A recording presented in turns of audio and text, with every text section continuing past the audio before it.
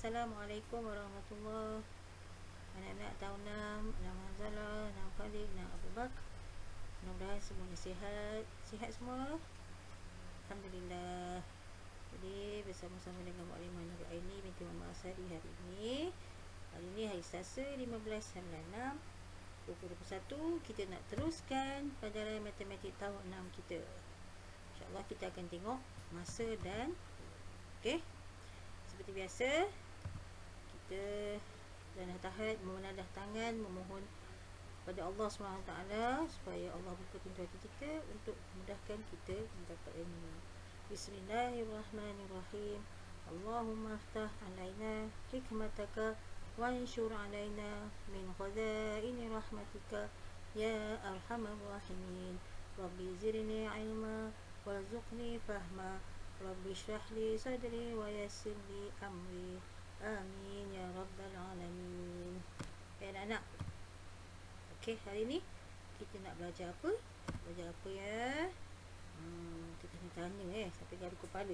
Baik, tak apa, jangan risau. InsyaAllah memang tajuk masa dan waktu, tapi dalam masa dan waktu kita nak tengok dua perkara. Yang pertama, kita nak tengok sistem 24 jam. Dan yang kedua, kita nak tengok tempoh masa. Ada dua kemahiran hari ini anak-anak ya. Okay, dalam sistem 24 jam, kita nak tengok hubungan antara sistem 12 jam dengan sistem 24 jam. Dan dalam tempoh masa, kita nak tengok mengira tempoh masa dalam sebarang unit masa. Jadi untuk hari ini kita nak tengok unit jam dan minit. Okey. Nanti untuk hari, unit minggu, unit bulan, unit tahun, insya-Allah kita akan tengok dia akan datang. Baik. Pastikan kita menghargai masa, kita mengurus masa kita dengan baik sebab masa itu milik Allah, kita kena menguruskan sebaik-baiknya. Okey, semoga masa kita diberkati. Okey nak. Kita tengok dalam sistem 24 jam ni ditulis 4 digit. Waktu dalam sistem 24 jam ditulis 4 digit. Ni contoh. Nampak ni? Jam 13.30. 1, 2, 3, 4. Okey. Kenapa tulis 4 digit? Kita tengok. 2 digit pertama mewakili 24 jam sehari. Digit yang 13 ni, 2 digit pertama ni mewakili 24 jam sehari. Manakala 2 digit kedua 30 ini, contoh ni, mewakili 60 minit sejam. Ini adalah untuk hari, untuk jam. Yang ini untuk minit. Ini untuk jam, ini untuk minit. Okey. Jadi kena ingat, bila sistem 24 jam waktunya ditulis 4 digit macam ni. Jam sekian-sekian. Jam 13.30. Ini contoh. Okey. Kita teruskan dengan sistem 24 jam kita. Okey. Kita dah maklum sistem 24 jam ditulis menggunakan 4 digit. Mari kita tengok contoh. Ini kita nak tuliskan sistem 12 jam kepada 24 jam. Okey, ini contoh jam yang diberi ni. Dan waktu yang diberi ialah pagi. Jadi jam menunjukkan 7.40 pagi. Okey. Dalam sistem 12 jam kita menulis pukul 7.40 AM. 7 ni jam. Ini nokta bertindih pemisah antara jam dengan minit. 40 minit AM ni adalah pagi. Okey. Jadi kita menyebut waktu dalam 12 jam ni ialah sistem 12 jam ni lah pukul 7.40 pagi. Okey. AM ni anak-anak boleh tengok dalam buku teks muka surat 90 apa dia AM. Anti-meridian ni apa maksud dia ya. Pastikan rujuk ya. Okey. Ini sistem 12 jam. Macam mana pula nak tulis dalam sistem 24 jam? Kita tulis jam 07.40. Okey, 07.40. Ini cara menulis. Kita tengok dulu ya cara menulis. Dan kita menyebutnya jam 7.40. Jam 7.40. Sistem 12 jam pukul 7.40 AM. Sistem 24 jam kita sebut jam 7.40. Okey nak ya.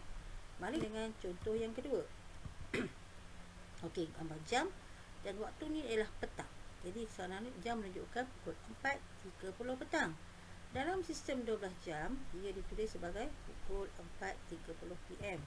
Cara menyebutnya ialah pukul 4.30 petang. Ini dalam 12 jam. Sistem 24 jam pula kita sebut jam 16.30. 16.30. Macam mana pula dapat 16.30 ni? Kita tengok. Ni cuma nak tunjukkan menulis sistem 24 jam. Macam mana nak tulis waktu dalam sistem 24 jam. Okey nak Dan kita menyebutnya ialah jam 16.30. Tak ada petang ke pagi ke, tak ada kalau untuk sistem 24 jam. Okey? Okey? Okey. Teruskan. Okey nak. Jadi tadi Mak Limah tunjukkan macam mana menulis sistem menukar daripada 24 jam kepada sistem 24 jam daripada sistem 12 jam. Okey, kita ambil kat sini. Tadi sebut pukul 4.30. 4 bila petang, maka ia jadi 16. Dan 30 tadi adalah minit. Jadi kita letak dia 30 minit kat sini. Sebab itulah tadi bila 4.30 petang, kita tulis dalam sistem 24 jam, kita tulis jam 16.30. Okey, ini panduan kita. Kita boleh tengok pada muka jam ni. Kalau dia kata pukul 9 malam, kalau 9 PM, maka ialah malam. Maka waktu ni lah 21.00 jam 21.00 atau jam 21. Okey. Ini sebagai panduan kita nak menentukan kalau 6 petang apa dia dalam sistem 24 jam. Yang dalam ni dalam sistem 12 jam. Yang kat luar ni sistem 24 jam. Okey. Dan antum juga boleh juga dalam buku teks gelung masa ni, dalam buku teks muka surat 90 juga. Antum tengok. Yang ini sistem 12 jam, yang kat luar minta maaf. Yang dalam ni sistem 24 jam. Yang luar ni ialah sistem 12 jam. Maknanya kalau 12 jam pukul 8 AM, maka sistem 24 jam pukul jam 8. Kalau tak ada minitnya, kita sebut jam 8. Kalau ada minit, katakan 15 minit, kita sebut jam 8.15. Okey, macam ni. 11.59 AM, maka bila sistem 24 jam menjadi jam 19.59. Jadi antum boleh rujuk nak menukarkan menunjuk gelung masa ni, nak tukar daripada sistem 12 jam ke sistem 24 jam, atau daripada sistem 24 jam nak tukar ke sistem 12 jam juga.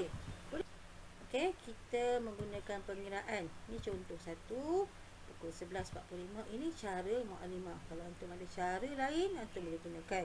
Okey, berbagai cara sebenarnya ya. Baik, pukul 11.45 AM, maknanya pagi. Okey, kalau pagi Mu'allimah menggunakan tolak sifar-sifar sini. Ini 11.45. Jadi 11 tolak sifar 11, 45 tolak sifar 45. Jadi pukul 11.45 AM dalam sistem 12 jam, kita tukar kepada sistem 24 jam, jadi jam 11.45 sebab AM. Okey? Okey nak?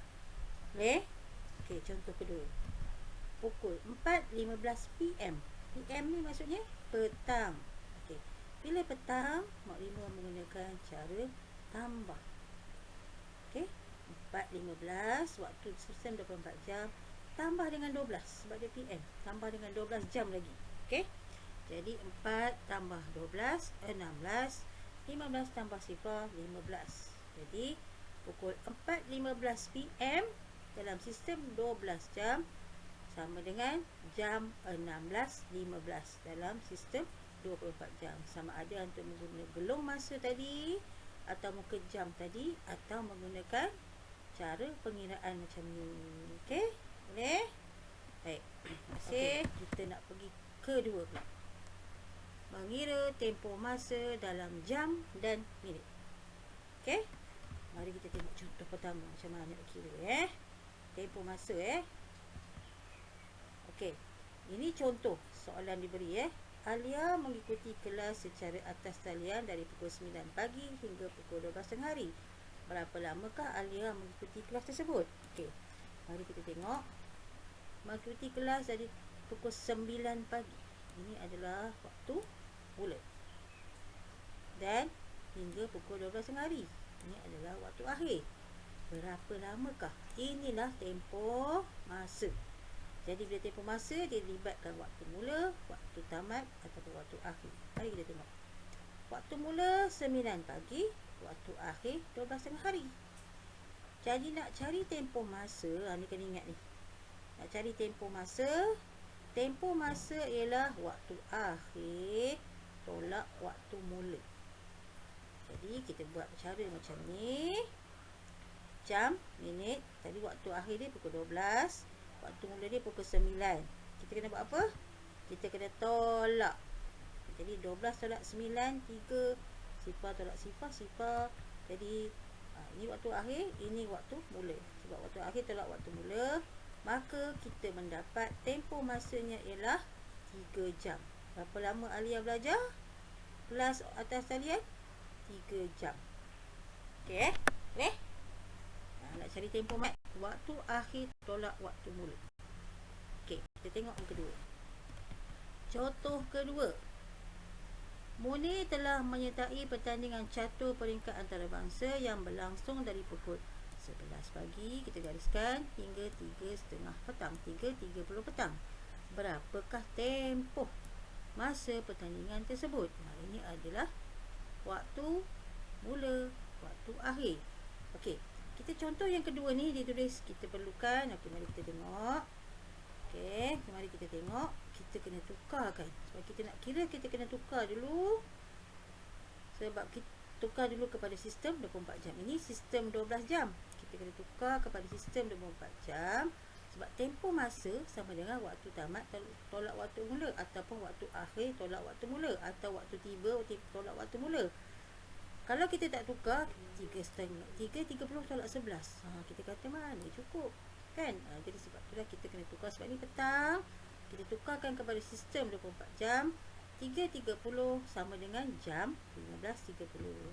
Jadi mari kita tolakkan dia. Maka 15 tolak 11 dapat 4.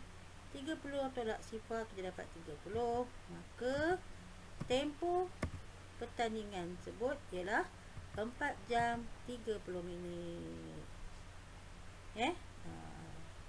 Okey.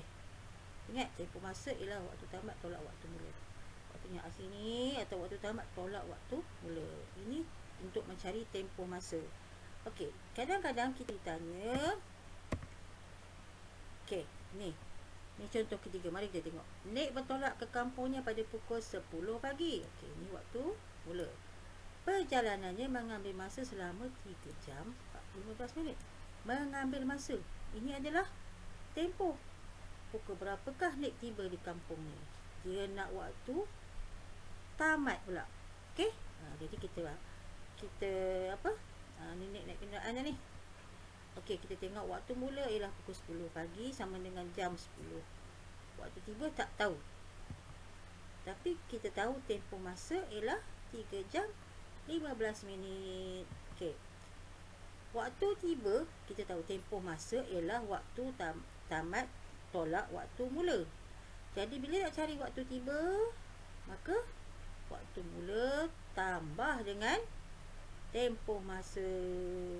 Okey, boleh?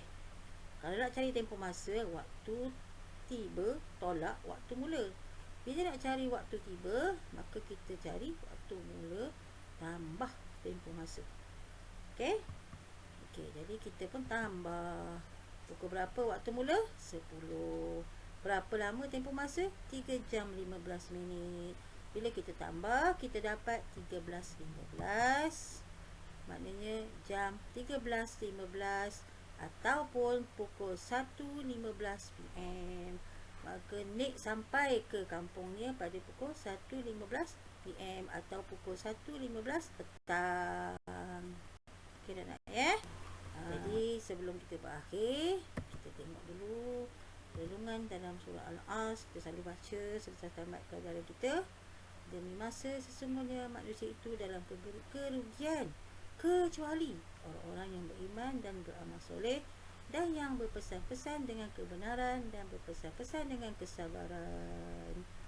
Okey, jadi diharapkan semuanya faham apa yang kita pelajari. Boleh hubungi Muallimah Nurul Aini untuk kelas 6 Khalid dan Muallimah Nurul Atika untuk kelas 6 Hamzalah dan Abu Bakar. Sebarang masalah jangan segan bertanya, kita kongsikan ya. Okey, boleh anak-anak ya. Okey, jadi mohon maaf segala kekurangan, segala salah silap. Jumpa lagi insya-Allah. Okey anak-anak ya. Semoga bermanfaat. Jangan lupa terus berdoa untuk kebaikan. Doa yang baik-baik semua ya. Jadi, Assalamualaikum warahmatullahi wabarakatuh. Sekian, bye-bye. Jumpa lagi insya-Allah anak-anak.